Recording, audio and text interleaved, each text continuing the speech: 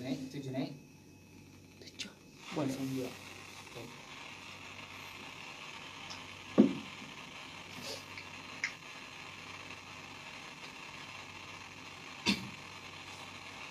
Bismillahirrahmanirrahim. Assalamualaikum warahmatullahi wabarakatuh. Waalaikumsalam. Alhamdulillahi rabbil alamin. Wassalatu wassalamu ala asyrafil anbiya'i wal mursalin nabiyyina wa habibina Muhammadin wa ala alihi wa sahbihi wa man tabi'ahum bi ihsanin ila yaumiddin. Amma ba'd. Para pendengar, mustami'in wa mustami'at Radio Roja Pontianak 94.7 FM, kaum muslimin dan muslimat yang semoga senantiasa dalam perlindungan Allah.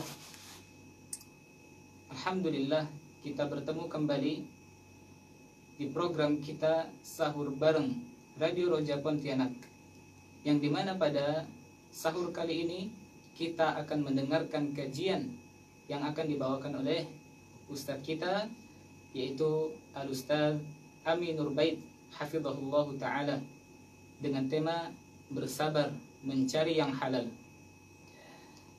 Kajian ini juga bisa antum simak melalui Instagram kami @radioRoja_Pontianak 94.7 FM dan juga Facebook kami Roja Pontianak. Nah, insyaallah ta'ala di akhir sesi kita akan membuka kesempatan tanya jawab, dan bagi pendengar yang ingin bertanya bisa menghubungi kami di nomor 0896 944 3682. Kami ulangi, bagi yang ingin bertanya bisa mengirimkan pertanyaannya di nomor 0896 9443 682.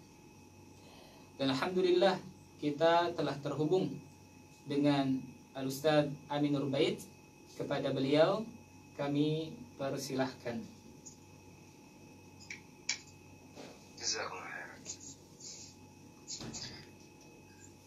Assalamualaikum warahmatullahi wabarakatuh. Waalaikumsalam. Alhamdulillahi rabbil alamin. Wassalatu wassalamu ala asyrafil mursalin nabiyina wa maulana Muhammadin wa ala alihi wa sahbihi ajma'in. Wa ashhadu an la ilaha illallah wahdahu la syarika lah wa ashhadu anna Muhammadan abduhu wa rasuluh sallallahu alaihi wa ala alihi wa sahbihi wa sallama tasliman katsira. Thumma amma ba'd. Alhamdulillah, kita bersyukur kepada Allah Subhanahu wa taala. Dialah zat yang membalikan ruh kita ke jasad kita, memberikan kesehatan bagi fisik kita, dan memberikan kemudahan bagi kita untuk menjalankan rangkaian ibadah setelah kita bangun tidur. Sallallahu alaihi wasallam ketika bangun tidur, beliau mengucapkan Alhamdulillahilladzi afani fi jasadi wa radda alayya ruhi wa adina li bidzikri. Segala puji bagi zat yang afani fi jasadi, yang telah memberikan kesehatan bagi jasadku, wa radda alayya ruhi, dan mengembalikan ruhku, wa adina li bidzikrihi, dan memudahkanku untuk mengingatnya. Jika Bapak Ibu para pemirsa di pagi hari ini sedang melakukan ibadah kepada Allah apapun bentuknya, baik ibadah yang sifatnya pribadi seperti membaca Quran, zikir, salat atau yang lainnya, termasuk mendengarkan tausiah, atau ibadah yang sifatnya memberi manfaat bagi yang lain seperti menyiapkan sahur, kita yakini bahwa ini bagian dari kemudahan yang diberikan oleh Allah Subhanahu wa ta'ala bagi kita. Dalam waktu yang cukup singkat ini, kita akan bersama-sama melihat seperti apa ujian yang diberikan oleh Allah Subhanahu wa ta'ala bagi umat Muhammad sallallahu alaihi wasallam, dan bagaimana ajaran yang diberikan oleh Rasulullah sallallahu alaihi wasallam ketika kita menghadapi ujian itu. Allah Subhanahu wa ta'ala berfirman dalam Al-Qur'an di surat Al-Furqan, "Wa ja'alna ba'dakum li ba'din fitnatan atasbirun." Dan aku jadikan sebagian kalian sebagai sumber fitnah bagi sebagian yang lain. Atasbirun, sejauh mana kalian bersabar. Sehingga Allah Subhanahu wa ta'ala menyebutkan bahwa untuk bisa selamat ketika menghadapi fitnah dibutuhkan bagi seseorang agar dia bisa banyak bersabar. Wa ja'alna ba'dakum li ba'din fitnah atasbirun. Sehingga sumber keselamatan dari fitnah adalah sabar. Kata kunci agar orang bisa selamat dari fitnah adalah sabar. Dan termasuk di antara bentuk fitnah yang diberikan oleh Allah Subhanahu wa ta'ala kepada umat Muhammad sallallahu alaihi wasallam adalah fitnah harta. Sebagaimana yang disebutkan dalam hadis yang sahih riwayat Muslim, Nabi sallallahu alaihi wasallam bersabda, "Inna likulli ummatin fitnah wa fitnatu ummati hiyal mal." Sesungguhnya masing-masing umat itu punya potensi fitnah, dan potensi fitnah untuk umatku diletakkan oleh Allah pada harta. Dari sekian banyak umat yang telah Allah Ta'ala ciptakan di muka bumi ini, ada kaumnya para nabi masa silam, kemudian ada Bani Israel yang sangat besar jumlahnya, kemudian ada umat Muhammad SAW. Mereka masing-masing punya fitnah-fitnah yang berbeda-beda. Kaum para nabi masa silam ada yang difitnah oleh Allah dengan kekuatan fisiknya, sebagaimana yang terjadi pada kaum Ad. Allah berfirman, "Wa amma 'adun fastakbaru fil ardi bighairi haqqin wa qalu man huwa ashaddu minna quwwah." Kaum Ad mereka bersikap sombong di muka bumi ini dengan tanpa alasan yang benar. Wa qalu, dan mereka mengatakan, penduduk di muka bumi ini kuat dibandingkan kami. Sehingga dengan kekuatan yang mereka punya, karena fisiknya besar, badan mereka kuat-kuat, dan mereka bahkan sampai menolak ajaran Allah Subhanahu wa ta'ala, karena kami tidak perlu untuk mengikuti ajaran Nabi Hud agar bisa menjadi umat yang hebat, karena mereka sudah merasa kuat. Sehingga mereka sombong dan terfitnah dengan kekuatannya. Kemudian Nabi SAW menyebutkan bahwa fitnah pertama yang terjadi pada Bani Israel adalah karena mereka tidak bisa menjaga wanita. Rasulullah SAW pernah bersabda, "Ittaqud dunya wattaqun nisa, fa inna awwala fitnati Bani Israila kanat fin nisa."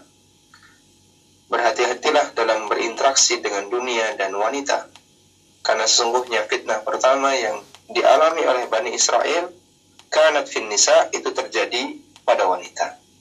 Dalam arti mereka tidak bisa menjaga wanitanya. Dan fitnah yang Allah berikan kepada umat Muhammad SAW disebutkan oleh Nabi SAW itu terjadi pada harta. Rasulullah SAW bersabda, "Wa inna likulli ummatin fitnah, wa fitnatu ummati hiyal mal."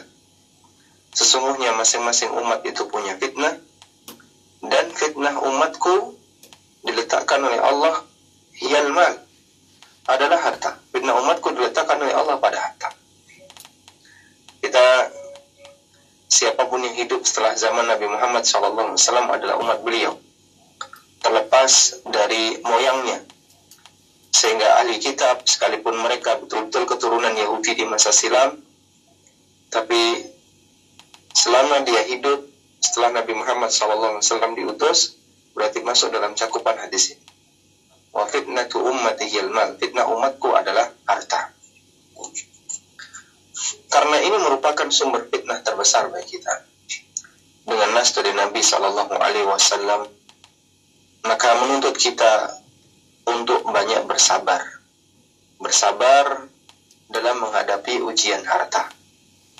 Apalagi mereka yang hidup di akhir zaman, di mana Allah Subhanahu wa ta'ala bentangkan berbagai macam dunia untuk mereka. bukti bahasanya Allah bentangkan dunia bagi kita adalah betapa mudahnya orang itu mendapatkan fasilitas dunia. Yang ini tidak pernah dirasakan oleh umat-umat sebelum, oleh generasi sebelum kita. Kita bisa saksikan ya dalam cerita-cerita sejarah para pendahulu kita yang mereka tidak bisa menikmati kendaraan berupa mobil sampai mereka mati. Ya, jangankan naik mobil, naik motor saja kadang mereka nggak pernah sampai mati. Ya, para pendahulu kita, mereka tidak pernah kebayang untuk bisa naik pesawat atau naik kendaraan-kendaraan mewah. Mereka nggak nonton TV sebagaimana kita, tidak punya banyak fasilitas internet seperti kita.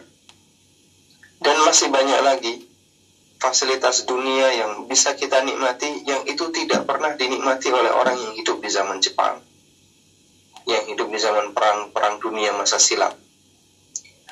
Sehingga dunia dibentangkan oleh Allah Subhanahu wa Ta'ala di akhir zaman. Ya. Karena itu Nabi SAW pernah menyebutkan, begitu dunia itu dibentangkan oleh Allah Subhanahu wa Ta'ala di akhir zaman, potensi rusaknya manusia semakin besar. Rasulullah SAW pernah bersabda, "Mal faqru akhsha alaikum." Bukanlah kefakiran yang aku khawatirkan menimpa kalian, walakin akhsha an tubsata lakumud dunya. Namun yang aku khawatirkan adalah ketika dunia itu dibentangkan untuk kalian. Sehingga betapa mudahnya orang bisa mendapatkan fasilitas dunia. Walakin akhsha an tubsata lakumud dunya fatafshalu kama fashalu. Namun aku khawatir ketika Allah bentangkan dunia untuk kalian, kemudian kalian berlomba-lomba untuk mendapatkannya sebagaimana orang-orang yang berlomba-lomba untuk mendapatkannya. Fatahlaku kama halaku. Lalu kalian binasa, dalam arti agamanya rusak sebagaimana orang di masa silam agamanya pernah rusak disebabkan karena dunia. Dan Nabi SAW pernah menyebutkan kondisi akhir zaman dalam hadis riwayat Bukhari, yang disebabkan karena mudahnya orang mendapatkan dunia, akhirnya mereka cakar-cakaran, mereka rebutan, mereka berantem untuk meraup dunia sebanyak-banyaknya, sehingga dijadikan sebagai prestasi besar bagi mereka yang bisa mendapatkan banyak, sampai mereka melupakan aturan Allah Ta'ala, sehingga dia sudah nggak lagi peduli, tidak lagi peduli terhadap sumber dari harta yang dia miliki. Rasulullah SAW bersabda, "Ya'ti 'alan nasi zamanun la yubalil mar'u ma akhadha minhu aminal halal am minal haram." Akan datang satu zaman di tengah umat manusia di mana mereka sudah tidak lagi peduli ma akhadha minhu, dari mana mereka mengambil harta, sehingga urat malunya sudah putus, terang-terangan mengambil harta haram, gak ada perasaan malu. Aminal halal aminal haram, dia gak pernah peduli apakah dia mengambil dari yang halal atau yang haram. Akhrajahul Bukhari, hadis riwayat Bukhari. Para pendengar yang dimuliakan Allah, bisa jadi inilah zamannya. Zaman itu sudah datang, di mana Nabi SAW dalam hadis Bukhari itu menyebutkan, "Ya'ti 'alan nasi zamanun la yubalil mar'u." Akan datang satu zaman di mana orang sudah tidak lagi peduli. Bisa jadi zaman itu sudah kita hadap, sehingga banyak kasus yang kita jumpai di masyarakat. Bahkan bisa jadi ada di sekitar keluarga kita, atau bahkan bisa jadi termasuk salah satunya adalah kita, di mana mereka sudah tidak lagi peduli ketika mencari harta, ya. Sampai mereka punya prinsip, hari gini nyari yang halal, ya. Kapan dapatnya, ya. Yang haram aja sulit, apalagi yang halal. Jadi kemudian membela diri dalam rangka mencari yang haram, dia sampai komentar, nyari yang haram aja sulit, apalagi yang halal. Sehingga hampir praktek sesuatu yang haram di sekitar kita tidak lagi sesuatu yang sulit untuk dicari, mudah sekali. Saking banyaknya orang yang mencari harta yang haram dan sudah tidak ada lagi rasa malu. Ya. Saya kira Bapak Ibu sendiri sudah menyaksikan hal itu ya.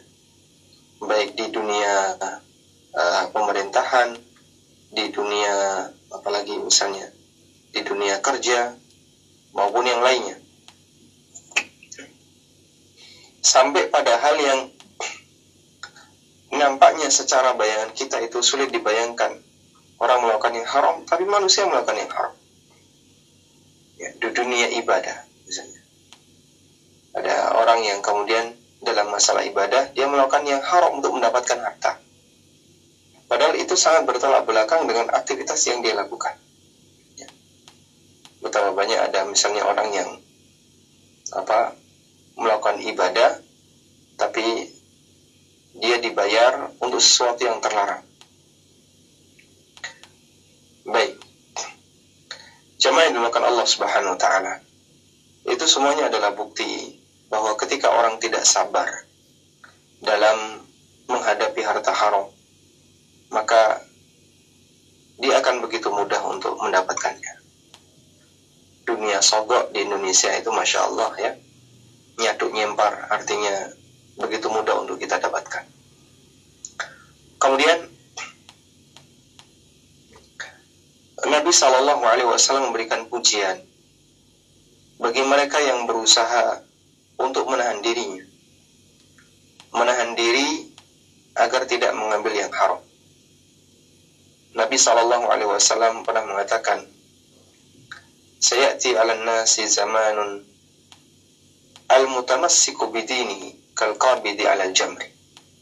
Akan datang satu zaman di tengah manusia, orang yang komitmen dengan agama itu sebagaimana layaknya orang yang menggenggam bara api. Kita tahu menggenggam bara api. Kalau dia semakin komitmen, dia genggam bara api itu rasanya sangat menyakitkan. Dia mungkin akan gak kuat untuk bertahan lama. Tapi kalau bara api itu dia lepas, nanti lambat laun itu akan mematikan agap. Itu akan mati bara api itu. Bara api kalau kita pegang, dia mungkin akan terus menyala, tapi membakar tangan.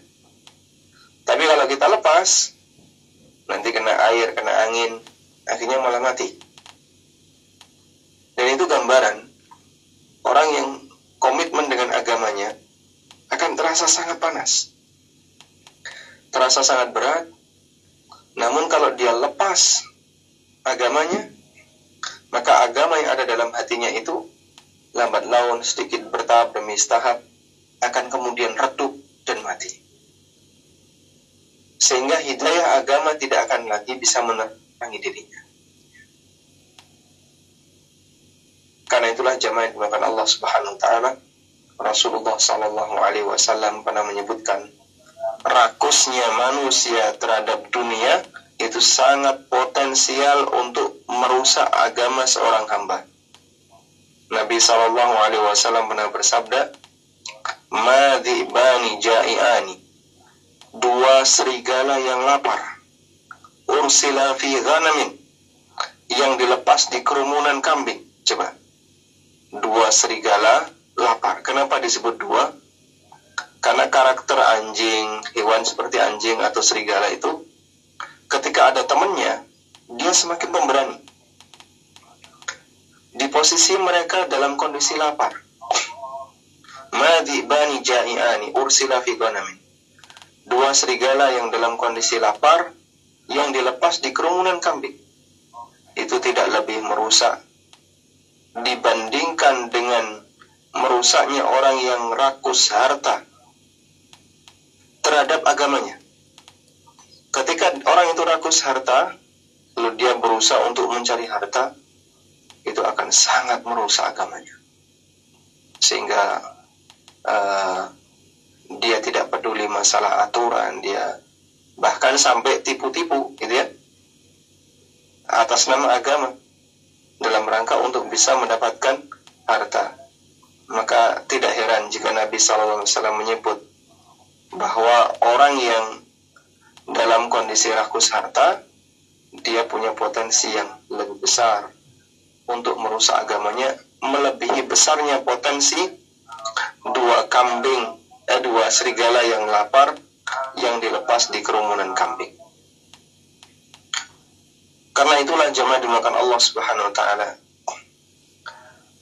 rasa khauf yang dimiliki oleh seorang hamba itulah yang akan bisa menjadi salah satu benteng bagi dia untuk bisa bertahan diri dalam menghadapi hal yang haram. Rasa takut kepada Allah akan menjadi motivasi bagi dia untuk bersabar. Dan kunci sabar itu yakin.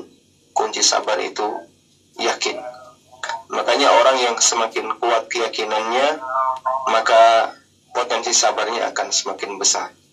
Dan sebaliknya, kalau yakinnya itu pendek, yakinnya itu rendah, dia biasanya kurang sabar. Kunci sabar itu yakin. Makanya sahabat Nabi SAW, karena keyakinannya yang besar, mereka sampai rela untuk meninggalkan seluruh harta yang mereka punya ketika mereka hijrah, sekalipun mereka sangat membutuhkannya, karena mereka punya yakin, jamaah ya. Yakin seperti apa yang perlu kita bangun? Yaitu yakin nanti kita akan ketemu Allah dan kita akan dihisap oleh Allah Ta'ala terhadap semua yang kita miliki, harta yang kita dapatkan. Sebagaimana yang disebutkan dalam hadis riwayat Tirmidzi, Rasulullah sallallahu alaihi wasallam bersabda, "La tazalu qadam 'abdin yaumal qiyamah hatta yus'al." Kaki seorang hamba tidak akan bergeser kelak di hari kiamat sampai dia ditanya oleh Allah. Salah satunya adalah wa an malihi min aina tasaba wa fima anfaqa. Hamba akan ditanya oleh Allah tentang hartanya. Dari mana harta itu dia dapatkan dan untuk apa harta itu dia gunakan. Sehingga kalau kita yakin kita akan dihisap oleh Allah, kita akan menghadap Allah, maka kita akan lebih hati-hati. Dan orang ketika mencari harta haram, ketika diingatkan dengan yakin nanti akan dihisap oleh Allah, dia bisa lebih mudah untuk menerima ya, dan membangkitkan rasa takut.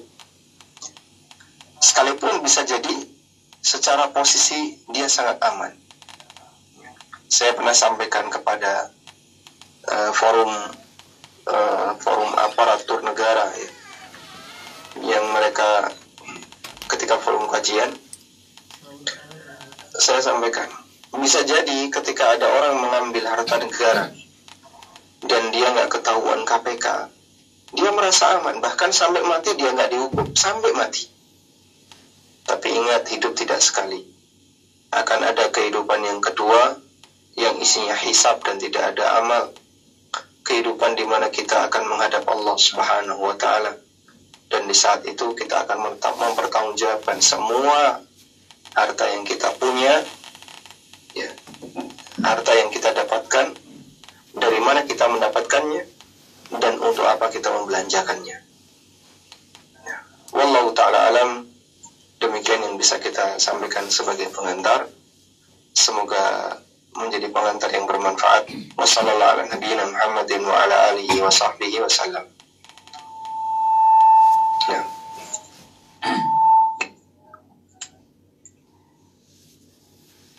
Baik, sudah kita dengarkan tadi penyampaian dari Ustaz kita, jazakumullahu khairan. Berikutnya kita akan bacakan beberapa dari pertanyaan yang sudah masuk.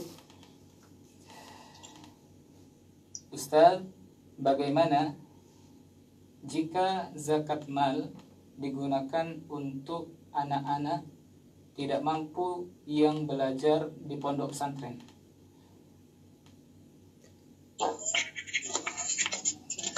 Apa hukumnya zakat mal digunakan untuk anak-anak yang tidak mampu yang belajar di pondok pesantren?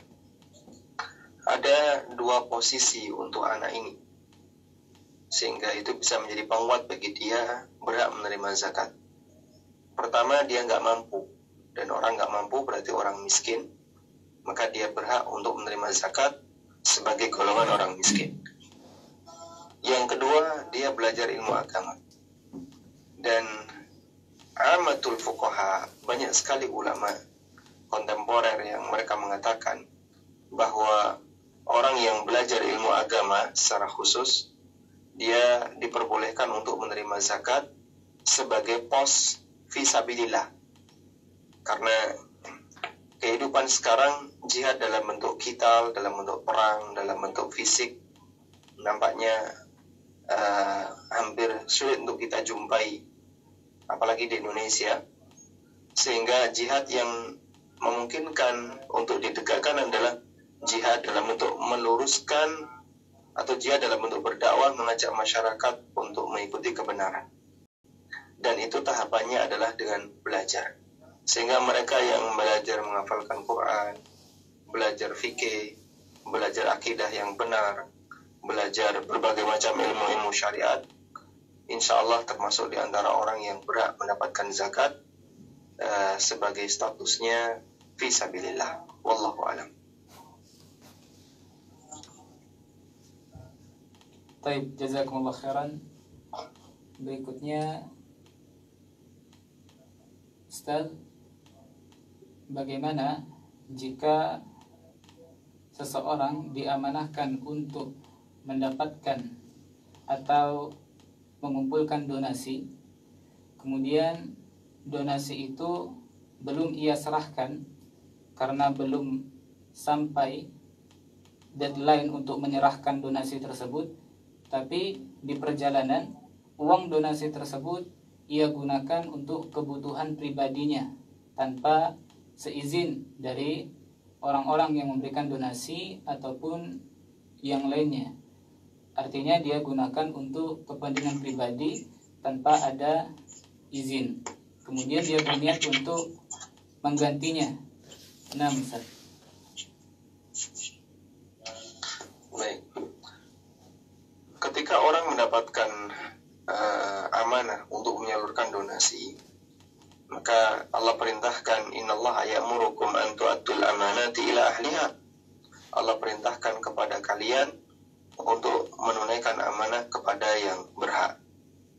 Sehingga jika donasi itu belum waktunya untuk disalurkan, maka boleh untuk disimpan sebagai statusnya sebagai wadiah, sebagai titipan. Dan ketika dia berstatus sebagai uang titipan yang nanti akan disalurkan, tidak boleh bagi yang dititipi menggunakan dana itu tanpa seizin orang yang menitipkan. Sehingga kalau itu untuk kepentingan pribadi tanpa seizin orang yang menitipkan, maka dia menyalahi amanah. Dan di antara perbuatan yang tercela, bahkan disebut oleh Nabi SAW sebagai tindakan orang munafik adalah wa idza tumina khana. Apabila dia diberi amanah, dia berkhianat. Betul, dia berjanji, dia bisa menjamin nanti akan saya kembalikan. Betul. Cuman status dana ini adalah uang amanah yang seharusnya ketika Anda mau pakai untuk kepentingan pribadi, berarti harus minta izin kepada yang memberi amanah, kepada yang menitipkan. Kalau belum minta izin, pada asalnya hukumnya tidak diperbolehkan. Wallahu a'lam.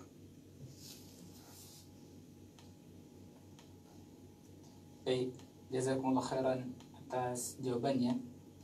Kemudian kita masih ada pertanyaan.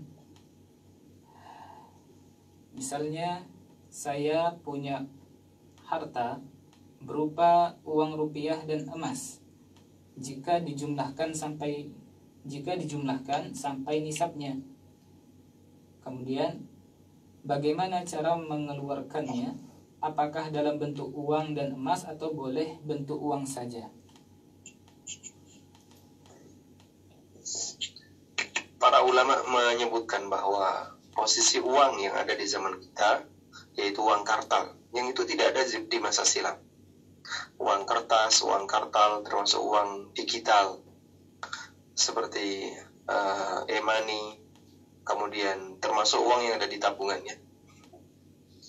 Semuanya itu statusnya dikiaskan ke mata uang masa silam. Bisa ke emas atau ke perak. Dan banyak ulama kontemporer yang mengkiaskannya ke emas. Mengingat emas itu nilainya lebih stabil dibandingkan perak.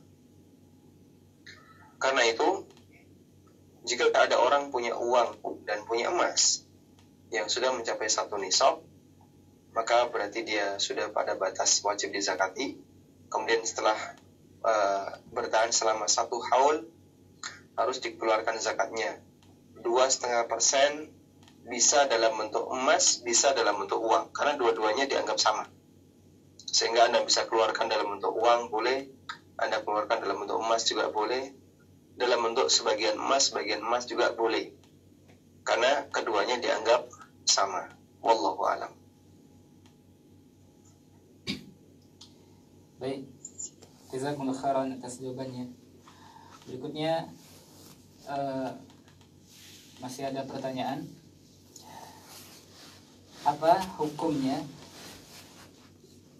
menjual makanan di bulan Ramadan kepada orang-orang yang tidak berpuasa? Misalnya dia membuka rumah makan pada siang hari Ramadan, datang orang-orang untuk makan di tempat tersebut. Nah, Ustaz. Orang yang tidak berpuasa di negara kita ada 2. Ada yang punya uzur dan ada yang tidak punya uzur. Yang tidak punya uzur berarti dia melakukan perbuatan dosa besar. Karena siapa yang tidak puasa padahal dia nggak punya uzur, maka dia melakukan perbuatan dosa besar. Dalam hadis riwayat Muslim, Nabi SAW pernah menceritakan tentang mimpi beliau. Dan dalam mimpi itu Nabi SAW melihat ada orang yang dia dalam posisi terjungkir, kemudian mulutnya dirobek, ya. Nah, ketika beliau tanya kepada Jibril, kepada malaikat, bukan Jibril, kepada malaikat yang membawa beliau, siapa ini? Malaikat itu mengatakan, alladzina yuftiruna qabla tahillata siyamihim. Mereka adalah orang-orang yang tidak puasa sebelum waktunya. Dia makan minum sebelum waktunya di siang hari Ramadan ketika wajib puasa. Sehingga orang yang tidak berpuasa itu bukan perkara ringan. Dulu orang nggak puasa itu sembunyi-sembunyi, dia malu. Itu dulu, ya. Sekarang Masya Allah, ya, orang nggak puasa itu terang-terangan, ngerokok sambil berkendara, ya.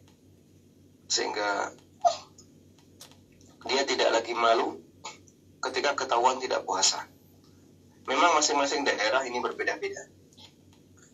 Di daerah yang Islamnya dominan, ketika orang itu tidak puasa, mungkin dia akan merasa malu untuk terang-terangan. Tapi kalau misalnya di daerah perkotaan atau di mana orang punya kebebasan seluas-luasnya, dia nggak puasa, nggak malu. Padahal dia sedang melakukan perbuatan maksiat, dosa besar.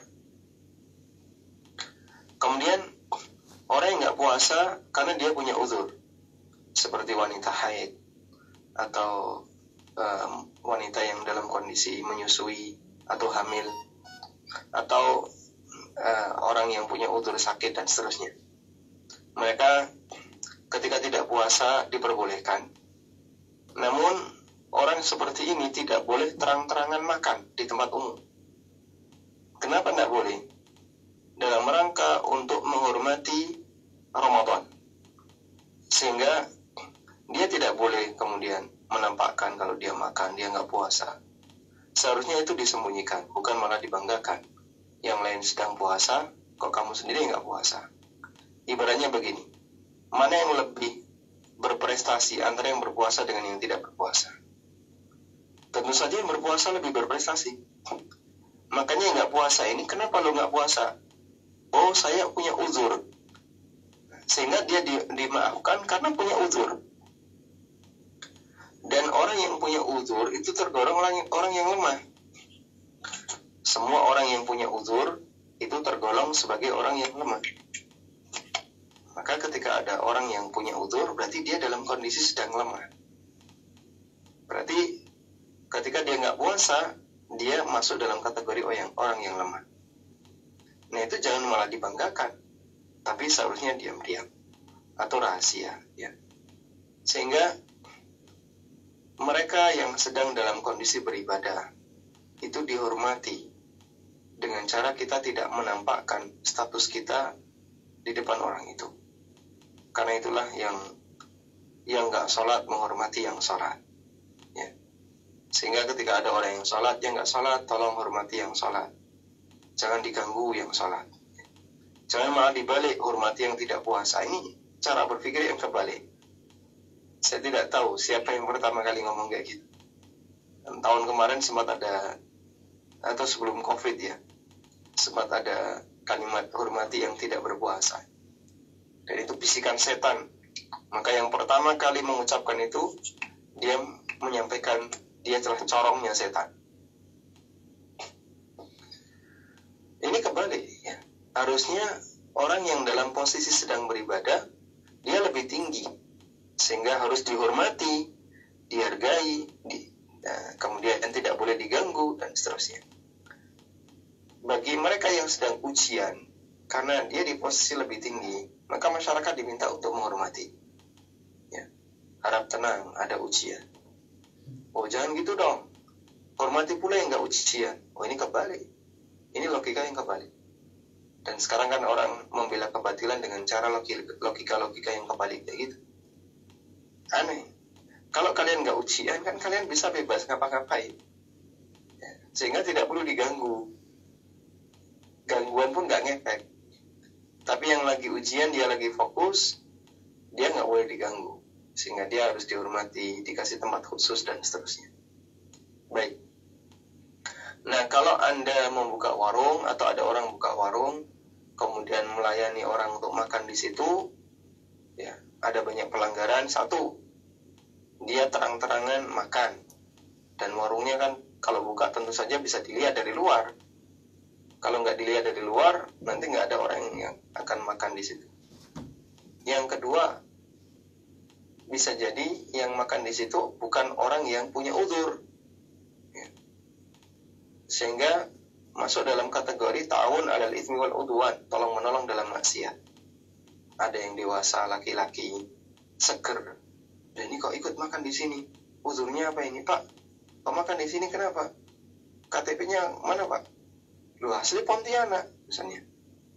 Dia bukan musafir. Apa Bapak sakit? Gitu kan? Apa Bapak sakit? Mungkin dia jawab. Kalau dia masih punya kesadaran, dia akan merasa malu. Sehingga yang boleh nggak puasa, orang yang dalam kondisi sehat walafiat, apalagi dia nggak punya uzur sebagaimana layaknya uzur wanita yang haid, hanya tinggal satu kemungkinan, yaitu hilang akal. Yaitu hilang akal. Laki-laki sehat walafiat makan siang hari, hanya ada tinggal ada satu kemungkinan, yaitu apa? Hilang akal. Karena orang gila tidak wajib berpuasa. Wallahu a'lam. Nah, jazakallahu khairan atas jawabannya.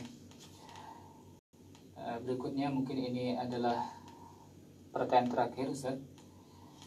Bagaimana ketika seseorang bekerja di suatu tempat yang menyediakan sesuatu yang halal, yang dijual sesuatu yang halal, tapi dalam kantor atau ya tempat kerjanya tersebut ada sedikit dari keharaman, seperti misalnya musik ataupun ikhtilat dan sebagainya. Nah, baik. Seperti ini rasanya sangat sulit untuk bisa kita hindari 100% dalam interaksi kita dengan masyarakat. Sehingga Kalau kita ingin berada di tempat kerja yang 100% tidak ada unsur haramnya, tidak ada unsur melanggar syariat, mungkin bagi sebagian orang akan sangat sulit untuk dia jumpai. Karena itu perlu dibedakan antara pendapatan dengan suasana lingkungan. Orang yang jualan di pasar Indonesia itu rata-rata ikhtilat. Pasar Indonesia ya. Satu lorong kecil di pasar, dilewati bapak ibu, Masya Allah nggak karuan. Ya, kadang senggol-senggolan, kadang benturan, dan itu hal yang biasa bagi mereka. Itu di pasar. Dan masyarakat ketika di pasar, mereka melakukan banyak aktivitas. Ada yang halal, ada yang haram. Yang halal banyak, yang riba juga banyak. Dan Anda jualan apa, misalnya jualan baju atau jualan makanan di pasar. Ketemu seperti itu tiap hari. Kita nggak perlu bicara kantor ya. Kita bicara untuk hal yang umum di masyarakat. Anda jualan di situ ketemu seperti itu tiap hari. Belum lagi dengar suara musik tetangga toko, tetangga ruko, dan aneka kebisingan yang lain. Setiap hari seperti itu. Apakah kemudian menjadikan penghasilan kita haram? Jawabannya tidak. Pendapatan Anda selama dari hasil jual beli yang halal, insya Allah halal. Ya, insya Allah tetap halal. Sementara kondisi seperti ini, yang itu tidak bisa Anda hindari, karena itu adalah suasana lingkungan, dan Anda tidak punya wewenang apapun, maka ya sebisa mungkin dihindari, dalam arti tidak banyak mendekat ke bagian itu ya. Itu aja yang bisa kita lakukan. Sehingga kalau bisa tidak ikhtilat, ya tidak perlu ikhtilat. Kalau bisa tidak mendengarkan musik, ya tidak mendengarkan musik. Misalnya cari posisi yang enggak seberapa kedengaran. Ya hanya itu, menghindari sebisa mungkin. Fattaqullaha mastata'tum. Bertakwalah kepada Allah semampu kita. Wallahu a'lam. Nah, jazakumullah khairan tasliban ya Ustaz. Barakallahu fikum. Lau samahtum Ustazna, mungkin ada satu tambahan pertanyaan lagi. Boleh Ustaz? Tafadhal. Terkait dengan masalah arisan, mungkin ini masih menjadi simpang siur bagi sebagian orang terkait dengan hukumnya. Maka kami ingin bertanya tentang bagaimana tentang hukum arisan. Apakah ada arisan yang dibenarkan oleh syariat ataukah memang itu semuanya haram? Nah, Ustaz. Baik. Jadi arisan di masyarakat kita itu ada banyak model ya. Dan itu yang kadang membuat kita kesulitan untuk membuat satu pernyataan umum tentang arisan. Sehingga kalau misalnya ada yang mengatakan arisan itu boleh, nanti ada model baru yang mungkin mengandung unsur gharar, mungkin mengandung unsur haram, pakai alasan ini. Jadinya arisan boleh kok ya. Padahal tidak semua arisan tuh bentuknya sama. Yang insya Allah ada arisan yang ini diperbolehkan menurut jumhur ya, yaitu arisan uang tanpa ada kelebihan apapun. Ya, tanpa ada kelebihan apapun. Misalnya orang membayar senilai dia berarti mendapatkan duit 1.200.000 dan pengelolanya dikasih biaya administrasi misalnya 20.000 atau 30.000. Insya Allah yang model seperti ini tidak ada masalah. Selama tidak ada kegiatan makan-makan di rumah orang yang mendapatkan arisan ya, atau kegiatan acara di rumah orang yang mendapatkan arisan dan seterusnya. Kalau arisannya kayak gini, yang murni uang, ini ulama beda pendapatnya. Sebagian ada yang menilai haram, dan ini pendapat Syekh Shalih Al-Fauzan. Dan jumhur ulama mengatakan halal, boleh. Dan itu pendapat Syekh bin Baz, kemudian pendapatnya Syekh Utsaimin, dan beberapa ulama yang lainnya. Sehingga ada khilaf, tapi jumhur mengatakan boleh. Kemudian untuk arisan yang lain itu perlu rincian. Sehingga kalau Anda tanya apa hukum arisan, mungkin akan lebih tepat jika menyebutkan rinciannya. Skemanya kayak gimana? Kalau di luar arisan uang yang umumnya di masyarakat. Sehingga kalau skemanya ada A, ada B, ada C, ya bisa menghasilkan hukum yang berbeda-beda. Wallahu a'lam. Baik, jazakumullah khairan Ustaz Abi Nurbait atas penyampaian.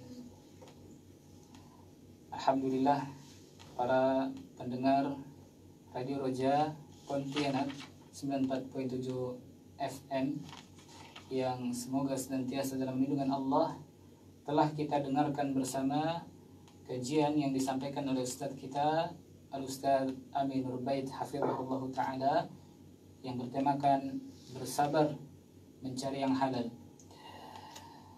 Ya, para pendengar Radio Roja Pontianak, insyaallah ta'ala pada pertemuan besok kita masih akan melanjutkan program sahur bareng ini, yang mana kita akan ditemani oleh guru kita Al-Ustaz Bagus Noviandi hafizahullah ta'ala, yang mana beliau merupakan salah satu dari pengajar Ma'had Al-Aiman Pontianak, yang tema yang akan beliau bawakan adalah Al-Ustaz Abi Nurbait, jazakumullahu khairan. Berikutnya kita akan tutup pertemuan kita pada kesempatan kali ini. Sallallahu ala nabiyina Muhammadin wa ala alihi wa sahbihi wa sallam. Subhanakallahumma bihamdika asyhadu an la ilaha illa anta astaghfiruka wa atubu ilaik. Assalamualaikum warahmatullahi wabarakatuh. Waalaikumsalam warahmatullahi wabarakatuh.